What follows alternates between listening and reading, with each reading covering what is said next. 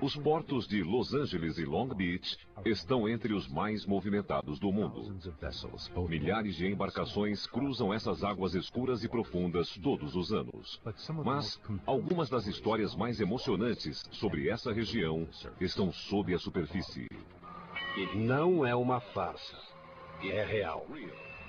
Em 1966, um objeto não identificado que teria emergido do canal Catalina foi filmado se deslocando a 270 km por hora sobre a ilha. Foi o primeiro de diversos relatos sobre objetos náuticos que exibiam muitas das mesmas características dos chamados OVNIs, mas estes haviam sido vistos entrando e saindo da água. Uma luz branca e forte, movendo-se rapidamente para a água.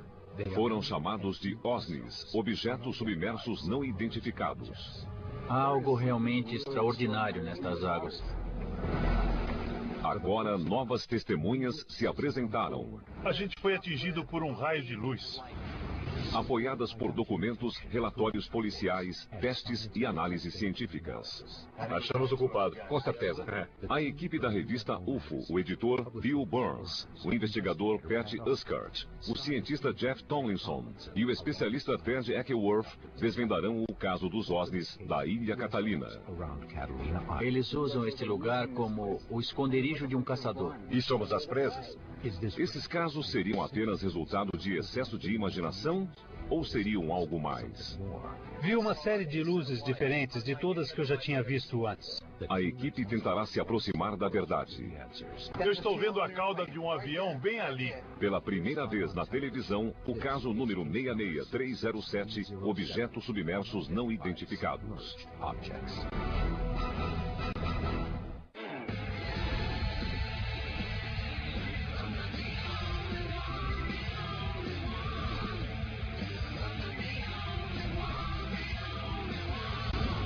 Caçadores de OVNIs. OSNIs.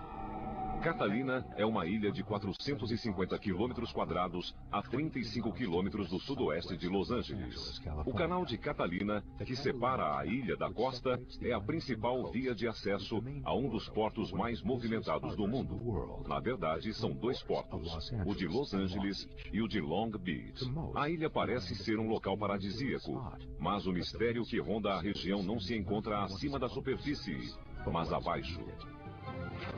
Vocês estão vendo um objeto voador não identificado. Tudo começou em 15 de abril de 1966, aproximadamente às 9 horas e 45 minutos. Um objeto sem cauda e sem meios visíveis de propulsão foi fotografado sobre a Ilha Catalina a uma velocidade de 200 a 270 km por hora. O filme foi feito por Leland Hanson, um fotógrafo profissional que trabalhou para a Marinha Americana. A nave, um disco prateado, não emitia nenhum som enquanto se deslocava sobre as montanhas. Foi o primeiro registro de um OVNI pairando sobre a ilha e sobre o canal. Mas não seria o último. Sede da equipe. O caso é o seguinte. Acabei de falar com Noah Feliz, piloto particular de 30 anos. Teve um encontro com um objeto submerso não identificado sobre a Ilha Catalina. E daí, bam! O objeto lhe dirigiu uma luz brilhante e desorientou totalmente. Seu avião bateu no que ele disse ser um OVNI e caiu em uma enseada. Você está querendo dizer então que o avião dele caiu como consequência direta do contato com um OSNI? Foi o que o Noah disse. Se a gente achar esse avião, podemos encontrar evidências de OSNIs. Isso mesmo. A Guarda Costeira investigou o caso há 30 anos e encontrou destroços do avião. Mesmo se o encontrarmos, 30 anos depois, o alumínio com certeza estará deteriorado, mas faremos o melhor possível. Certo, então Pat, prepare o equipamento, Ted, você fará a pesquisa. Vou falar com a Feliz e fazer a rota.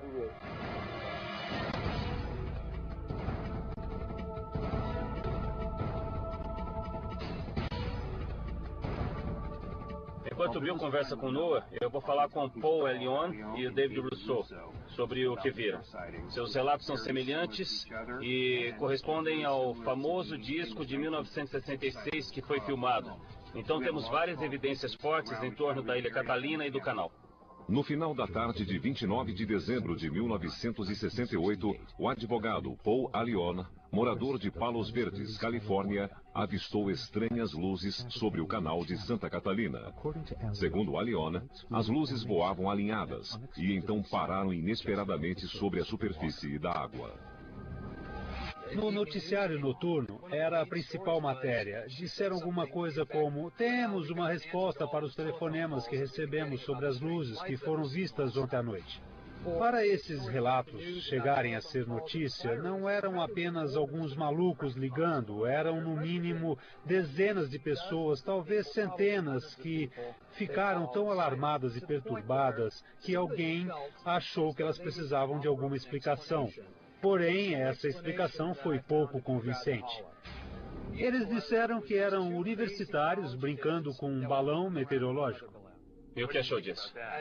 Em um grande número de casos, a explicação que ofereceram é que era um balão meteorológico. Incluindo o caso Roswell. Agora, quando olho para trás e penso em todas essas explicações, fica ainda mais claro para mim que aquilo que eu vi realmente era uma anomalia e...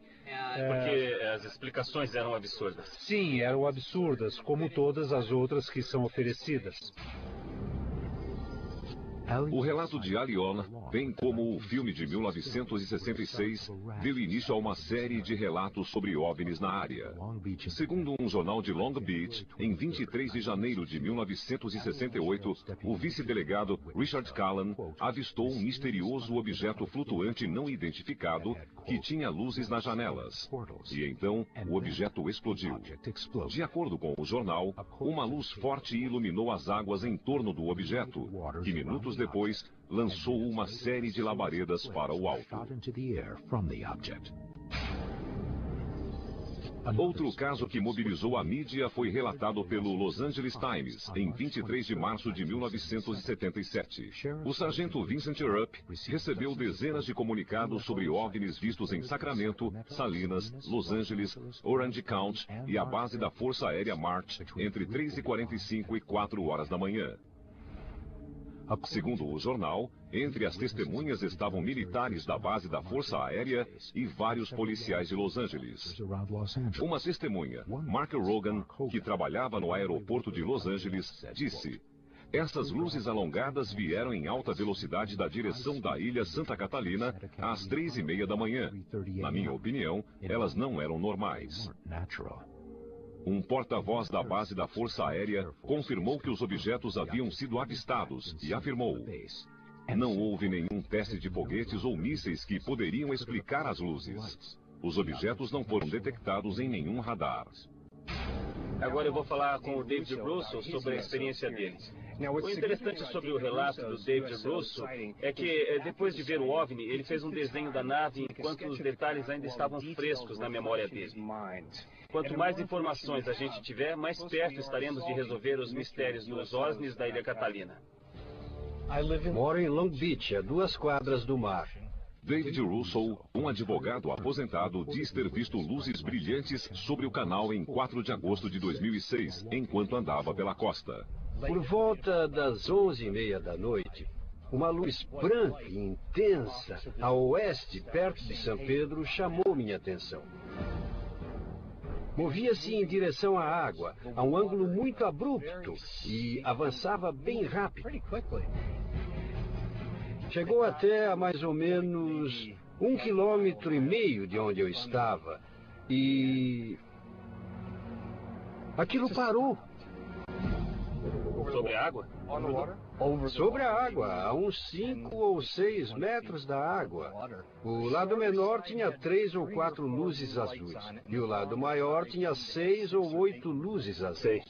Girou durante 30 ou 45 segundos. E então as luzes azuis se apagaram e ele de repente sumiu em direção à Ilha Catalina em menos de 1 segundo. Eu preferia não ter visto isso.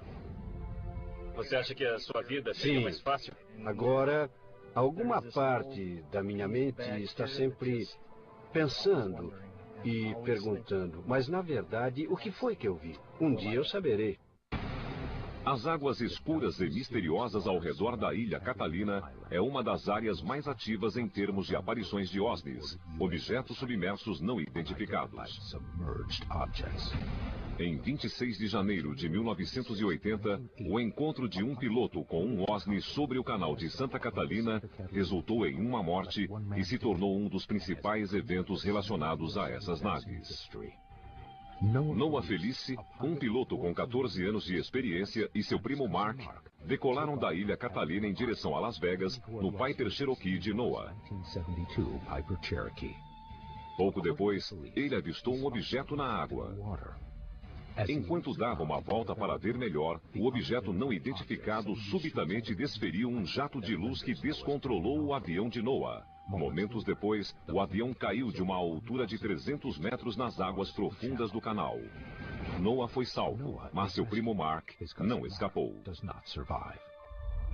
É um caso importante por 3 motivos. Primeiro, é atual, não ocorreu há 60 anos e todas as testemunhas já morreram. Segundo, Noah é piloto, um observador treinado, sabe o que viu, não é dado a fantasias. Terceiro, sua credibilidade foi atestada em tribunais porque ele é investigador particular. Em vários casos, ele participou como testemunha. Ele é muito confiável. Estamos empolgados em poder investigar essa história. Diga-me como foi quando decolou daqui 28 anos atrás e voou para aí. Decolamos e, sem mais nem menos, meu primo disse que tinha de 5 a 6 meses de vida. Você o conhecia bem? Nós crescemos juntos, éramos praticamente como irmãos biológicos. Quando ele disse que tinha 5 ou 6 meses de vida, eu resolvi dar a volta e ir direto a Las Vegas para tentar erguer os ânimos. Então vocês iam para Las Vegas, passar algum tempo juntos, pois não sabiam quanto ele ia viver. Os dois fariam a rota habitual de Noah em 1980. Vocês decolaram. E o que aconteceu depois? Enquanto voávamos, eu comecei a ter sensações estranhas. Os pelos começaram a arrepiar. E vi um objeto muito estranho na água, do tamanho de 2 casas. Eu não distingui seu formato por causa da água. A partir daqui, o relato de Felice torna-se dramático. Ele disse que ao se aproximar para ver melhor, viu vultos. No topo do objeto havia uma porta. Não era uma pessoa, mas era alguma coisa. Eu não sabia o que pensar, por isso eu decidi dar a volta e me aproximar para ver melhor. E o que aconteceu? Fomos atingidos por um jato de luz. Depois de fazer a volta, Felice foi ofuscado por uma luz extremamente brilhante, emitida pelo objeto. A luz acompanhou o avião durante 34 segundos. Ao mesmo tempo, passou a controlar os instrumentos do avião. Estava viva. Era como uma luz líquida. Foi quando os sons cessaram. Eu não sentia mais a vibração do motor e fomos atingidos por um segundo jato de luz. Segundo Felice, o segundo jato de luz controlou ainda mais o avião, até levá-lo a seu trágico destino. A parte interior do avião brilhava. Eu sabia que estávamos nos movendo porque a luz se tornava mais intensa. Parecia que havíamos passado por um portal, não físico, mas um portal ou um portão ou estrutura da própria luz. E foi então que nós batemos na água. Noah, bem como o corpo de Mark, foram resgatados pela guarda costeira 20 minutos depois. Com o impacto, Noah teria sido atirado para fora da cabine. Seu cinto de segurança teria se rompido e o para-brisa teria se quebrado. Mas ele não sofreu nenhum trauma, exceto uma leve concussão e uma fratura na perna. Noah está convencido de que foi salvo pelo OSNI e que quando o avião for encontrado pela equipe, ambos os cintos estarão fechados e o para-brisa intacto. Foi inacreditável. Eu estava congelando, havia sangue por toda parte. Foi horrível, muito assustador. Eu fiquei morto durante 15 ou 20 minutos até alguém vir me salvar. Morto durante 15 ou 20 minutos? Então isso é uma impossibilidade médica. Teoricamente, quando o cérebro não recebe sangue durante 5 ou 7 minutos, as células se contraem e ocorre morte cerebral. Outra coisa que eu não entendo é como os tubarões não me comeram. Nós iremos até o fundo do mar. E se o avião continuar lá, vamos trazê-lo para cima. Faremos o que puder. Acabamos de percorrer a rota para ver onde o Osni derrubou o avião. Agora cabe a Pat encontrar os destroços. Noah disse que não se lembra de ter saído da cabine. Mas não sofreu cortes. Como ele saiu se não foi pelo para-brisa? O cinto de segurança estaria preso? Se estiver, confirmará sua suspeita de que os alienígenas o tiraram da poltrona. E quanto aos instrumentos? Se encontrarmos um deles magneticamente travado em uma certa posição, saberemos o que atingiu o avião. Para resolver o caso, a gente precisa achar o avião. Vamos lá. Estamos nos aproximando da primeira parada do local onde, segundo o relatório da delegacia de Avalon, o avião teria caído. Seria naquele porto. Mas a guarda costeira disse que foi na enseada. A equipe conseguiu os relatórios da delegacia de Avalon, segundo os quais o avião de Noah pode estar em 2 lugares, no Porto Empire ou na enseada Reaper. Os 2 locais ficam a aproximadamente 13 quilômetros de Avalon, no lado da ilha que fica em frente a Los Angeles. A equipe se dirige para o primeiro local, o porto, cuja profundidade é de 18 metros. Falta muito? 12 metros. 12 metros? É. A equipe está baixando na água um sonar lateral que acompanhará o barco. Esse aparelho reflete as ondas de rádio do fundo do canal e envia um sinal a um computador a bordo que transforma o som em imagem. Os operadores de sonar da Aqua Survey uniram-se à equipe. Como seria o alvo? O que devo procurar na tela?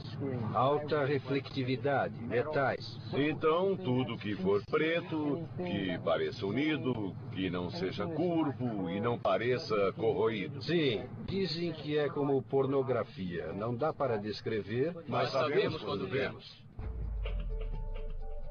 A equipe chega ao Porto Empire. Já estamos na área, no nosso alvo? estamos sobre ela. A equipe da Aqua Survey começa a examinar a área ao longo de linhas paralelas. Cada uma leva cerca de 30 minutos para ser percorrida. Segundo o relatório da delegacia, o avião deve estar sobre uma dessas linhas. O que é isso? Gary, estamos perto do local? Estamos perto, podem começar a procurar. Acabamos de passar por alguns escombros. É, mas esses escombros são apenas algas. O que apareceu no sonar é uma espécie de alga de crescimento rápido, comum na costa do Pacífico. A densidade das algas provocou um resultado falso. Será que é um avião? Eu acho que não. Pat? Não parecia um avião mesmo. Negativo. A equipe confirmou que o avião não está neste local e se dirige para a segunda possível localização, a enseada Reaper, 7 quilômetros a leste. Eu acho que é importante seguir a rota a 7 quilômetros a leste do Istmo. E tenho certeza de que nós conseguiremos encontrar o avião no percurso. Eu quero aquele avião.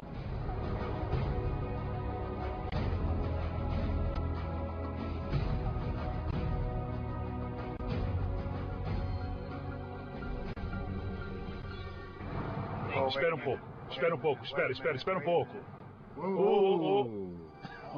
Veja a força do sinal aqui. Está bem alto. É a cauda de um avião. Aí está. Veja isso.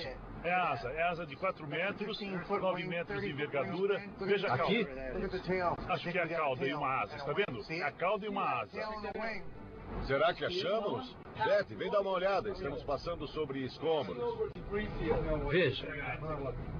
Acha que pode ser uma asa? A asa e uma cauda, a fuselagem e a cauda. Caramba! Capitão Dave? Sim. A gente está em cima dos escombros. Está na hora dos mergulhadores descerem. Está bem, vamos lá. Tá legal. Jake, a 21 metros de profundidade sobre o barco. Vá para o norte, mas não desça mais de 30 metros. Jake, se encontrar o avião, primeiro quero que veja se o para-brisa está intacto. Se a cabine estiver intacta, olhe dentro dela. Quero também que verifique se os cintos de segurança ainda estão presos. NOAA afirma que foi retirado do avião por uma entidade desconhecida, possivelmente a mesma que derrubou o avião. NOAA foi resgatado fora do avião. Só podia ter saído pelo para-brisa. Se o cinto de segurança e o para-brisa estiverem intactos, a versão de NOAA será confirmada. Qual é o número da cauda? 81 Mike. 81 Mike. Boa sorte. Encontre-o para nós.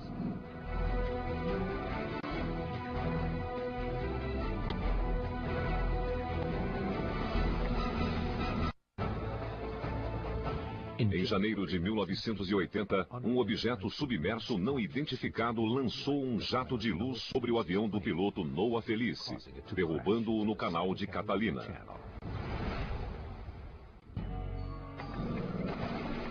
A equipe agora busca o avião sob a água. Se o encontrarem e o para-brisa estiver intacto, terão evidências de contato com o OSNI.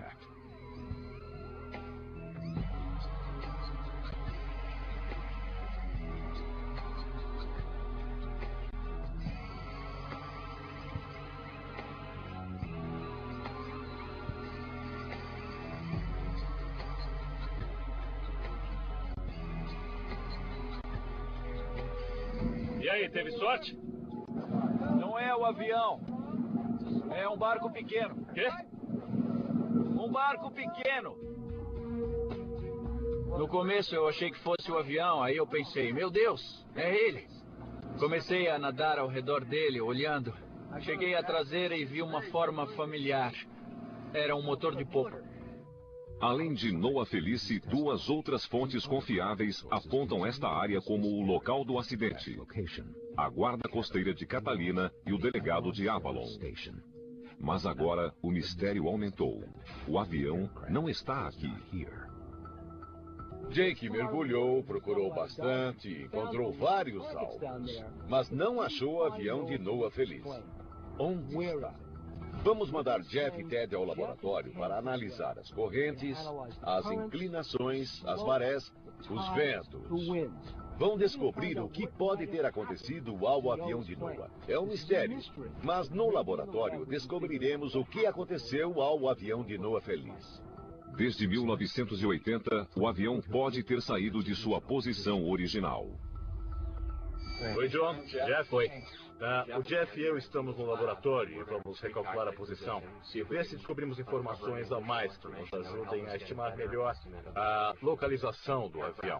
O cientista John Tyndall demonstrará as forças em ação sob a superfície da água e que efeito podem ter exercido no avião ao longo de 27 anos. O efeito Bernoulli diz que fluidos em movimento têm menos pressão que fluidos estáticos.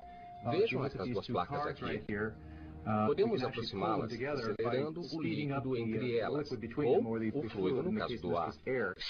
Isso as aproxima. Vemos isso nas asas dos aviões. O ar sobre a asa move-se bem mais rápido do que o ar sob a asa, causando uma zona de pressão baixa. O que pode ter acontecido ao avião sob a água é que, enquanto está parado e as correntes passam sobre ele, o avião começa a se elevar e, se estiver em um declive, ele pode se elevar e escorregar, descendo e descendo cada vez mais. O que nós vamos tentar provar é que a fuselagem do avião foi afetada pelo efeito Bernoulli. Olhando a topografia da região próxima à costa da ilha Catalina, vemos um penhasco muito íngreme que chega até a água e continua descendo sob a superfície. Se o avião caiu perto da costa, a uma profundidade de 10 a 15 metros, então pousou sobre um declive íngreme.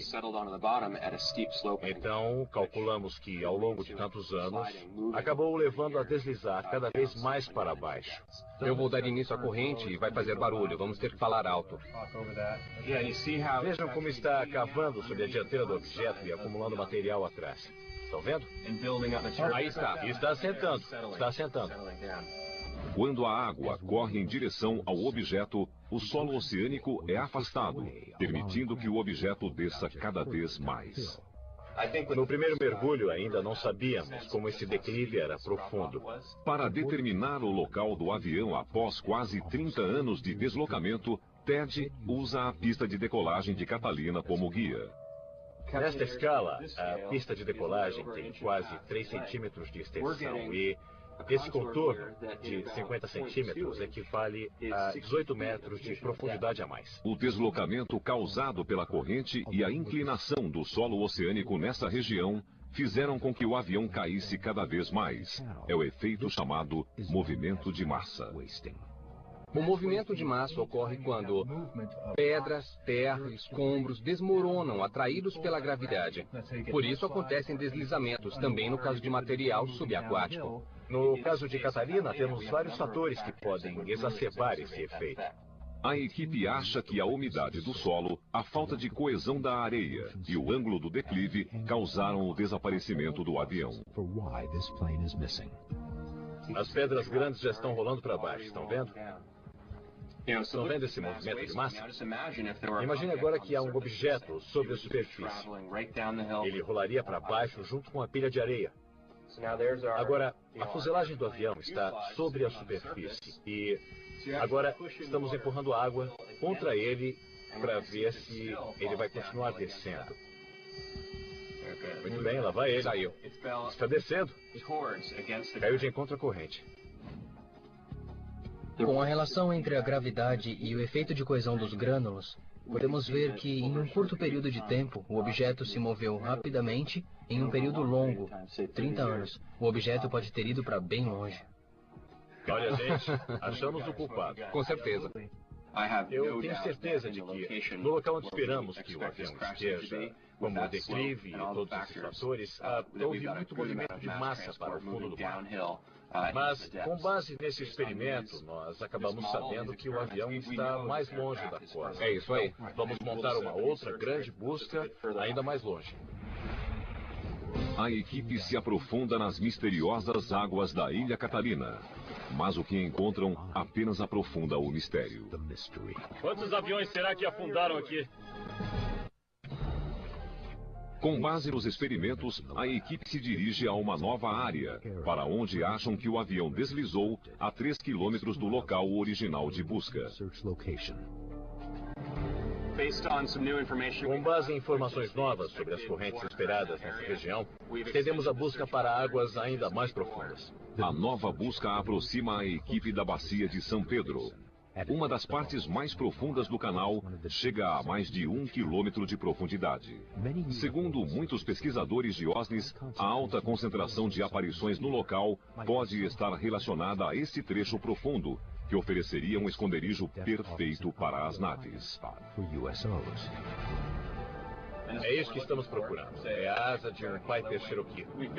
Nós achamos que o avião deva estar em algum lugar por aqui. As buscas que fizemos antes foram nesta área destacada. Estamos prevendo que o avião deslizou lentamente por esse declive, afundando cada vez mais para dentro d'água. As fortes correntes do canal fazem os objetos se deslocar com o tempo. Enquanto as correntes elevam o objeto, a gravidade os atrai lentamente para baixo. Essa é a teoria científica. Mas a equipe precisa considerar uma nova teoria. O avião poderia ter sido levado por um OSNI? Vamos falar com Preston Dennett e ele irá nos contar algumas histórias misteriosas a respeito desse canal. Escreveu muitos livros sobre OVNIs e OSNIs no sul da Califórnia e vai nos ajudar a decifrar os enigmas deste canal e descobrir o que seriam os OSNIs da ilha de Catalina. Acho que é uma das áreas de maior prevalência de OSNIs no mundo. É extraordinário. A atividade começou em 1947, na aurora da era dos OVNIs. Eu recolhi entre 50 e 100 relatos desse tipo, apenas nesta área. O pesquisador e escritor Preston Dennett estudou numerosos relatos sobre o canal de Santa Catalina e tem uma teoria sobre a concentração de OSNIs nesta área. Bom, eu cheguei à teoria de que há uma base submarina aqui. Eu sei que parece fantástico, mas como explicar o enorme número de relatos? Por que escolheram justamente este lugar? Estão aqui por nossa causa. Esta área se destaca por estar próxima de um grande centro populacional, Los Angeles. Minha teoria é que os OSNIs usam este lugar como um esconderijo de caçador. Podem esconder as naves, fazer tudo o que precisam fazer e ter acesso a um grande centro populacional. Além disso, esta área é repleta de cavernas e túneis subterrâneos, que vão da base aérea Edwards a Vandenberg e até a Ilha Catalina. Há bastante atividade militar por aqui. Um dos casos ocorreu em 1967. Um homem foi abduzido bem aqui no porto de Avalon. E, sob hipnose, lembrou que foi levado a um local com muros de pedra.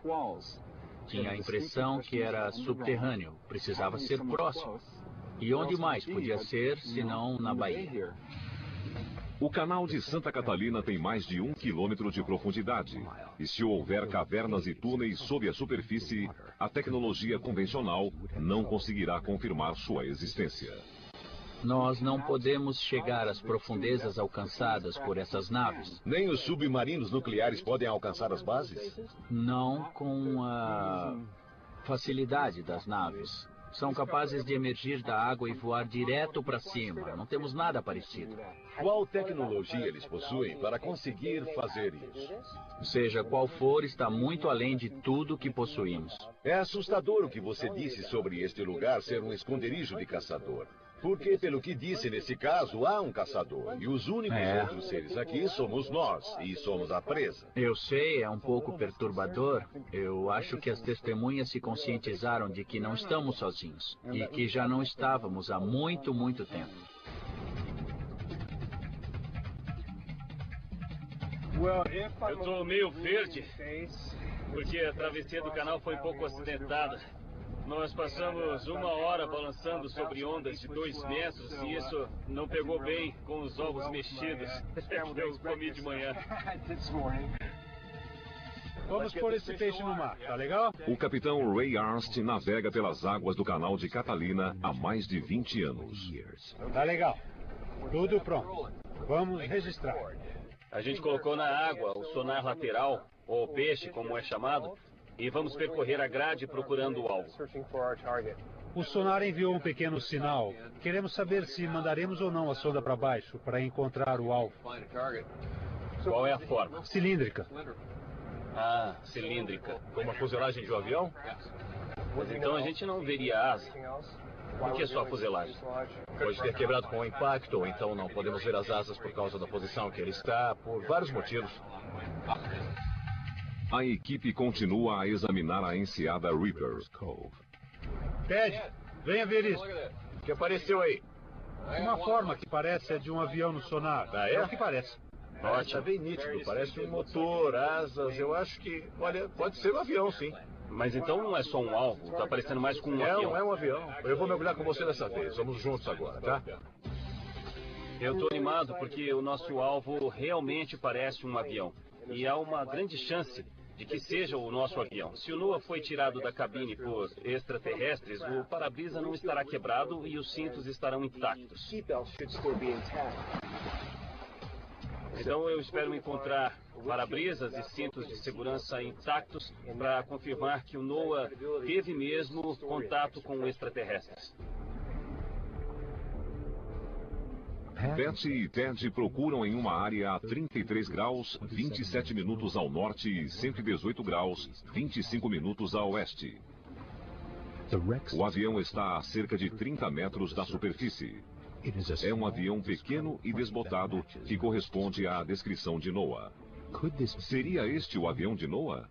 E se for, a equipe conseguirá confirmar que foi derrubado por um objeto não identificado?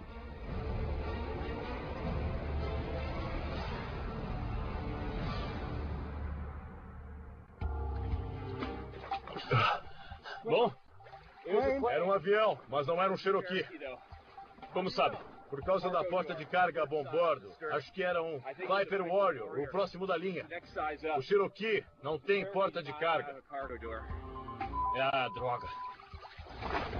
NOAA tinha um Piper Cherokee, um avião baixo de 4 lugares. O avião encontrado é maior e tem uma porta de carregamento a bombordo, ausente no Cherokee.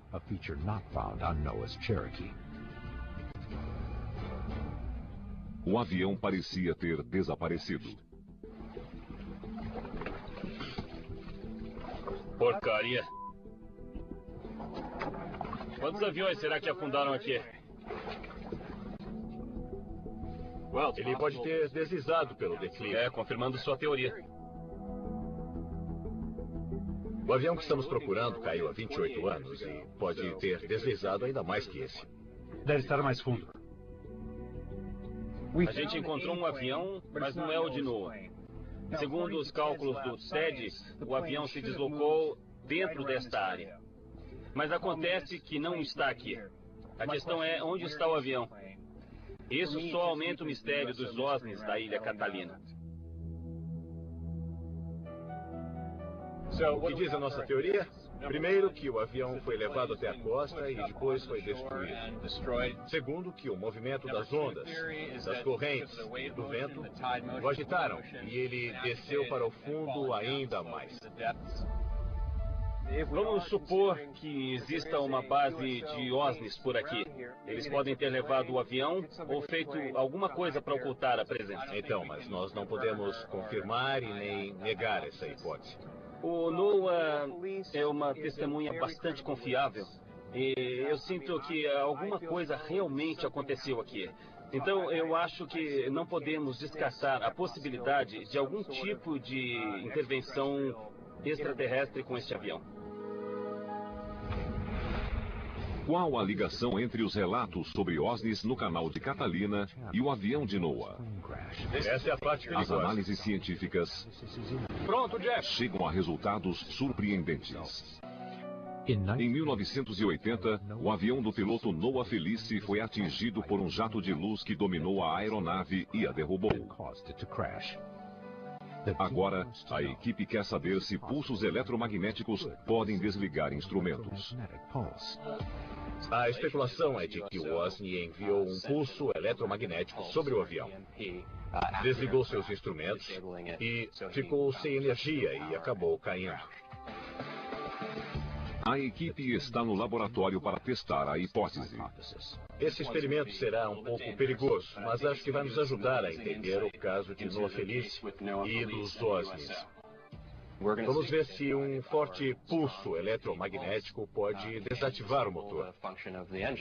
Bom, conseguimos um eletroímã muito potente. Pode ligar, Jeff. Ele segura o ímã. Agora, pode desligar. Tá legal. Este ímã é diferente dos ímãs comuns que tem polo sul e polo norte e continuam assim o tempo todo. Este ímã é de corrente alternada e por isso oscila para frente e para trás o tempo todo. Portanto, podemos induzir a corrente. Podemos pegar o campo magnético e aproximá-lo da barra de aço, fazendo com que os elétrons fluam e acendam esta luz. Tá legal, Jeff? Pode ligar. Estão vendo a luz acendendo? Bom, isso mostra que podemos criar, controlar e dirigir um campo magnético, aplicá-lo a outro objeto sem tocá-lo, de longe, e induzir uma corrente elétrica ainda. A corrente elétrica usada no motor do avião pode ter sido interrompida por uma intensa força eletromagnética. Se o relato for verdadeiro e o objeto emitiu um forte raio eletromagnético que engoliu o avião de NOAA, esse raio também pode ter desligado o motor. No gerador do motor, ou então no volante, há um ímã permanente. E à medida que o volante gira, ele passa por esta bobina e gera um impulso elétrico que atinge a vela de ignição e então liga o motor. Agora, o que vamos tentar fazer é induzir uma corrente que o motor não está esperando e desse jeito fazer com que ele desligue, como teria acontecido no incidente com o Osni. Com esse experimento, nós queremos ver se conseguimos, para esse e outros propósitos, moldar um motor de avião, gerar um impulso eletromagnético e acabar neutralizando a função do motor. Essa é a parte perigosa. Cuidado, para trás. Nós temos um gerador eletromagnético, que é um eletroímã de alta potência. Agora vamos dirigir o campo magnético para o motor e vamos ver se ele será desligado. Pode ligar. Para trás.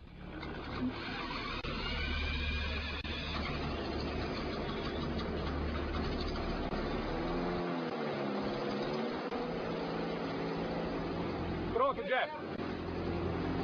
Tá no máximo.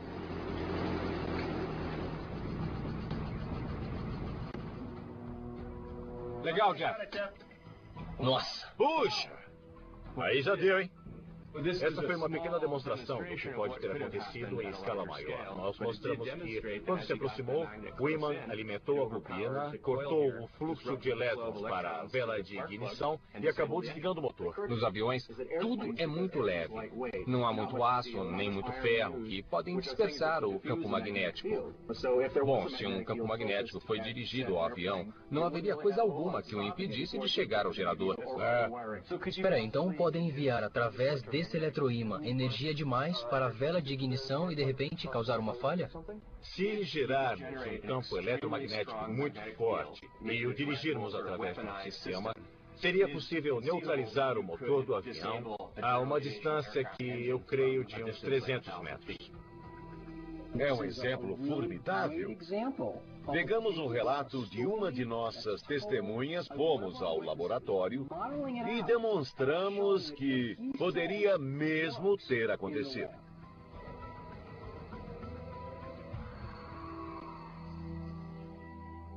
Sede da equipe.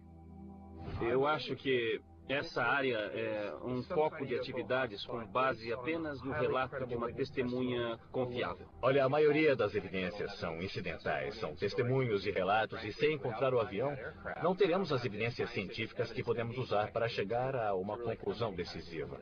E quanto à teoria de Preston Bennett, de que o Osni levou o avião, pois haveria indícios do objeto nele? Se a gente acreditar que eles realmente participaram do acidente do Noah, a gente não pode negar a possibilidade de que também fizeram alguma coisa com o avião. Segundo a ciência, a existência dos OSNIs é possível. Entrevistamos testemunhas muito confiáveis. Seus relatos são assustadores. Temos documentos que remontam a Cristóvão Colombo. E, desde essa época, até telefonemas recentes a delegacias de pessoas que viram OSNIs. Associando tudo isso, parece que os OSNIs realmente existem. Acredito que são reais, acredito que estão aqui, acredito que estão entre nós e que já estavam há milhares de anos. Caçadores de OVNIs. OSNIs. Catalina é uma ilha de 450 quilômetros quadrados a 35 quilômetros do sudoeste de Los Angeles. O canal de Catalina, que separa a ilha da costa, é a principal via de acesso a um dos portos mais movimentados do mundo. Na verdade, são dois portos, o de Los Angeles e o de Long Beach. A ilha parece ser um local paradisíaco, mas o mistério que ronda a região não se encontra acima da superfície, mas abaixo. Vocês estão vendo um objeto voador não identificado. Tudo começou em 15 de abril de 1966, aproximadamente às 9 horas e 45 minutos. Um objeto sem cauda e sem meios visíveis de propulsão foi fotografado sobre a Ilha Catalina a uma velocidade de 200 a 270 km por hora. O filme foi feito por Leland Hanson, um fotógrafo profissional que trabalhou para a Marinha Americana. A nave, um disco prateado, não emitia nenhum som enquanto... Então, Pat, prepare o equipamento. Ted, você fará a pesquisa. Vou falar com a Feliz e fazer a rota.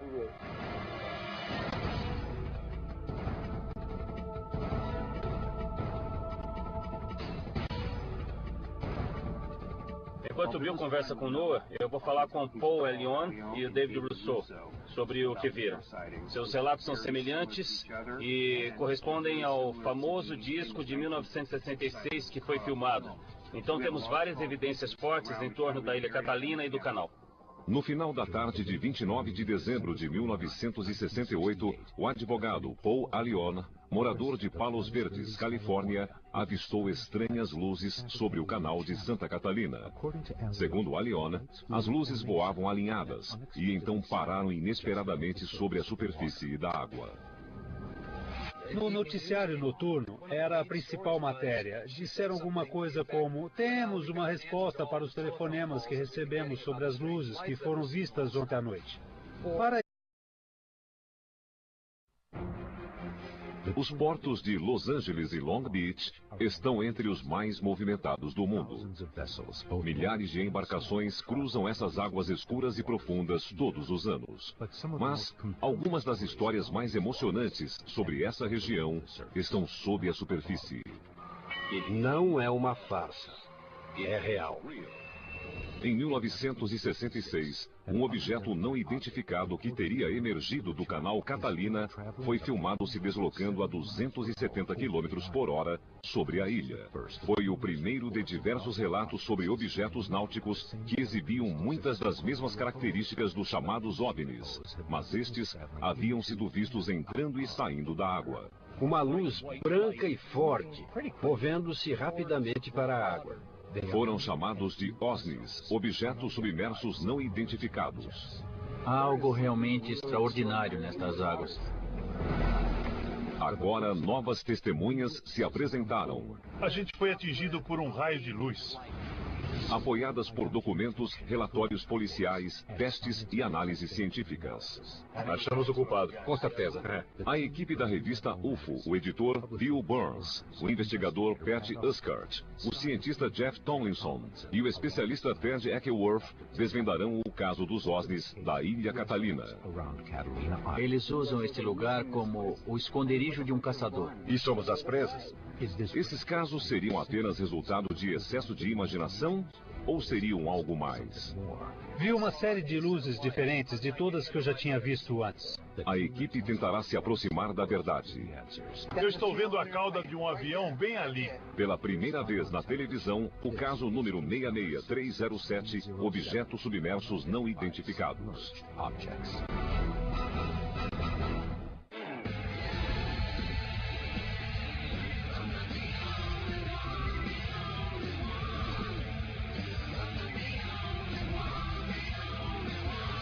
Se deslocava sobre as montanhas.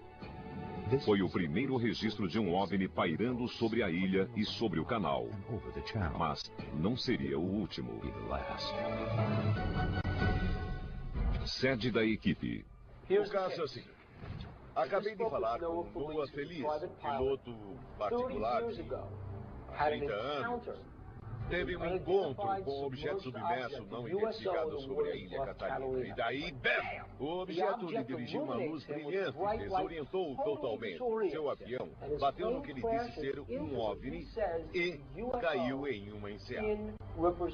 Você está querendo dizer então que o avião dele caiu como consequência direta do contato com um OSNI? Foi o que o Noah disse. Se a gente achar esse avião, podemos encontrar evidências de OSNIs. Isso mesmo. A Guarda Costeira investigou o caso há 30 anos e encontrou destroços do avião.